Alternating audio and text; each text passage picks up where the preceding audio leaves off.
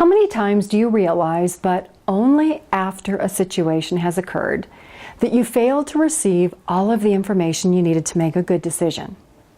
The ability to ask the question, what questions should I be asking, is indicative of a person with practical skills and years of life experience. How many times have you relied on a person who said they were an expert, only to arrive in a situation where you believe this person should have given you advice or asked a question to guide you, but did not? In my business, I give my clients information they'd rather not hear. Whether the information is the reality of having to share a room because their care is provided for by Medicaid, or that because of memory loss, driving is dangerous. The ability to deliver information others would rather not hear is a learned skill, and I believe an obligation by professionals working in the industry. Research indicates that doctors who work with cancer patients, these doctors are called oncologists, and doctors who work with individuals with kidney disease, called nephrologists, fail to have important conversations with their patients about the diagnosis and future outcomes because they don't like to present information their patient may not want to hear. To me, not providing realistic information seems to be unethical conduct on the part of a doctor. Research confirms that in some cases, an individual who receives kidney dialysis will not live longer than an individual in the same situation who refuses dialysis.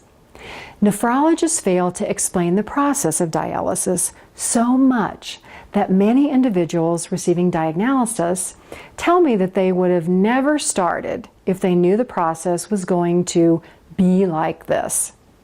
Oncologists fail to tell patients with advanced stage cancer that they are going to die.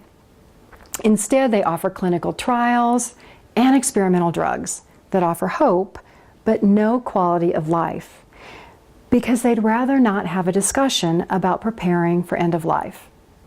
Who are these doctors protecting, themselves or their patients?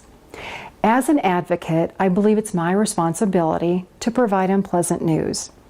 It's also my responsibility to help my clients understand the questions that they should ask and why. I've learned these questions over many years and through practical experience working with care situations. It's often the questions my clients fail to ask that result in the greatest difficulties or distress. As family caregivers, it's important to recognize that it's not possible to be an expert in unexpected or new situations. That investigating what you don't know may offer the opportunity to provide the best care or to help you make the best plans for family. It is important to ask the right questions so that there are no regrets, to educate yourself so that you can become the best possible advocate for yourself and for your family member. Work with professional advocates who can offer support and who are able to fast-track your learning curve. I'm Pamela Wilson of the Caring Generation, an online community of support for family and professional caregivers.